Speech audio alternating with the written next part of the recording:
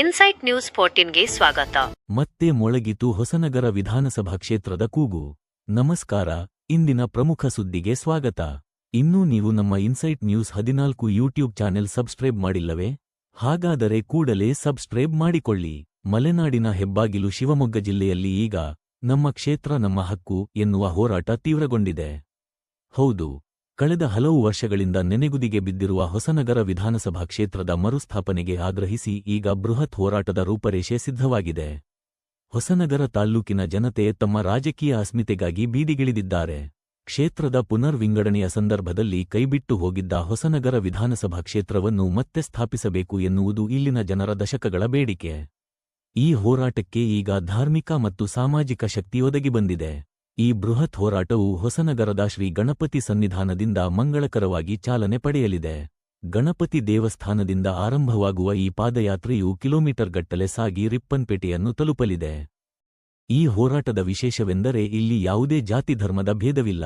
ವಿವಿಧ ಮಠಗಳ ಸ್ವಾಮೀಜಿಗಳು, ಮುಸ್ಲಿಂ ಧರ್ಮದ ಮೌಲ್ವಿಗಳು ಮತ್ತು ಮೌಲಾನಗಳು, ಹಾಗೂ ಕ್ರೈಸ್ತ ಧರ್ಮದ ಫಾದರ್ ಮುಂತಾದ ಎಲ್ಲಾ ಧರ್ಮಗುರುಗಳು ಒಂದೇ ವೇದಿಕೆಯಲ್ಲಿ ಕೈಜೋಡಿಸುತ್ತಿದ್ದಾರೆ. ಧರ್ಮಗುರುಗಳ ಜೊತೆಗೆ ಸ್ಥಳೀಯ ಸಂಘ ಸಂಸ್ಥೆಗಳು, ವರ್ತಕರು ಮತ್ತು ಸಾವಿರಾರು ಸಾರ್ವಜನಿಕರು ಈ ಪಾದಯಾತ್ರೆಯಲ್ಲಿ ಭಾಗವಹಿಸಿ ಸರ್ಕಾರದ ಗಮನ ಸೆಳೆಯಲಿದ್ದಾರೆ.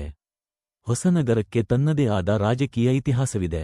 ಕ್ಷೇತ್ರ ಮರುಸ್ಥಾಪನೆಯಾಗುವವರೆಗೂ ನಮ್ಮ ಈ ಹೋರಾಟ ನಿಲ್ಲದು. ಒಟ್ಟಿನಲ್ಲಿ ಮಲೆನಾಡಿನ ಈ ಹೋರಾಟ ಈಗ ರಾಜ್ಯ ಸರ್ಕಾರದ ಬಾಗಿಲು ತಟ್ಟುವುದರಲ್ಲಿ ಅನುಮಾನವಿಲ್ಲ. ಕ್ಷೇತ್ರದ ಅಭಿವೃದ್ಧಿ ಮತ್ತು ಆಡಳಿತಾತ್ಮಕ ಹಿತದೃಷ್ಟಿಯಿಂದ ಹೊಸನಗರಕ್ಕೆ ಮತ್ತೆ ವಿಧಾನಸಭಾ ಕ್ಷೇತ್ರದ ಮಾನ್ಯತೆ ಸಿಗುತ್ತಾ ಎಂಬುದನ್ನು ಕಾದು ನೋಡಬೇಕಿದೆ. ನೋಡ್ತಾ ಇರಿ ಇನ್ಸೈಟ್ ನ್ಯೂಸ್ 14. ನಗರ ಹೋಬಳಿ ಹೋರಾಟದ ಚಿಲುಮೆ, ಇದರಲ್ಲಿ ಖಂಡಿತ ಯಾವುದೇ ಅನುಮಾನಗಳು ಬೇಡ. ನಗರ ಹೋಬಳಿಯಲ್ಲಿ ಕೈಗೊಂಡಿರ್ತಕ್ಕಂಥ ಹೋರಾಟಗಳಾಗಲಿ, ಸಾಂಸ್ಕೃತಿಕ ಕಾರ್ಯಕ್ರಮ ಆಗಲಿ, ಯಾವುದೇ ಕಾರ್ಯಕ್ರಮ ಆದರೂ ರಾಜ್ಯದ ಗಮನವನ್ನು ಸೆಳೆದಿರ್ತಕ್ಕಂಥ ಕಾರ್ಯಕ್ರಮಗಳಾಗಿ ರೂಪುಗೊಂಡಿದ್ದಾವೆ. ಆ ಇತಿಹಾಸದ ಪುಟಕ್ಕೆ ನಮಗೆ ಅಗತ್ಯವಾಗಿರ್ತಕ್ಕಂಥ ಹೊಸನಗರ ವಿಧಾನಸಭಾ ಕ್ಷೇತ್ರದ ಮರುಸ್ಥಾಪನೆ ಹೋರಾಟದ ಆರಂಭ ಈ ನಗರ ಹೋಬಳಿಯಲ್ಲಿ ನಡೀತಾ ಇದೆ. ಈ ನಗರ ಹೋಬಳಿ ನಡೀತಕ್ಕಂಥ ಹೋರಾಟಕ್ಕೆ ಸರ್ವಶ್ರೇಷ್ಠ ಮತ್ತೆ ದಿವ್ಯ ಸಾನ್ನಿಧ್ಯವನ್ನ ಮೂಲೆಗದ್ದೆಗಳ ಶ್ರೀಗಳ ನೇತೃತ್ವ ನಡೀತಿದೆ ಅಂತಕ್ಕಂಥದ್ದು. ಇದೇ ಬರ್ತಕ್ಕಂಥ ಏಪ್ರಿಲ್ 5 ಮತ್ತು 6ನೇ ತಾರೀಕು ಪಾದಯಾತ್ರೆ ಮೂಲಕ ಪಾದಯಾತ್ರೆಯನ್ನ ಇಲ್ಲಿಂದ ಆರಂಭಗೊಂಡು ಅತ್ಯಂತ ಯಶಸ್ವಿಯಾಗಿ ರಿಪ್ಪನ್ಪೇಟೆ ತನಕ ಮುಟ್ಟತಕ್ಕಂಥ ಜವಾಬ್ದಾರಿ ನಗರ ಹೋಬಳಿಯ ಮೇಲಿದೆ.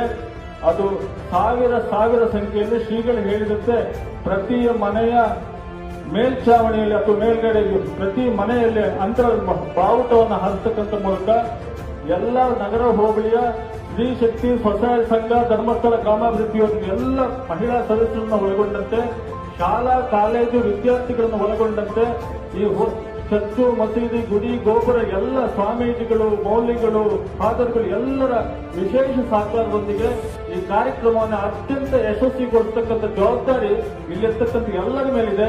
ಇಡೀ ನಗರ ಹೋಬಳಿ 5ನೇ ತಾರೀಕು ಬೆಳಿಗ್ಗೆ 8 ಗಂಟೆಯಿಂದನೇ ನಗರ ಹೋಬಳಿ ಇದೇ ಸನ್ನಿಧಾನದಲ್ಲಿ ಶ್ರೀ ಮಹಾಗಣಪತಿ ಸನ್ನಿಧಾನದಲ್ಲಿ ಆರಂಭಗೊಂಡಿದೆ.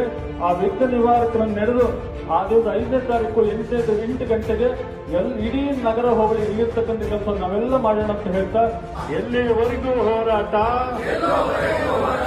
ಬೋಲೋ ಭಾರತ್ ಮಾತಾ ಕಿ, ಬೋಲೋ ಭಾರತ್ ಮಾತಾ ಕಿ.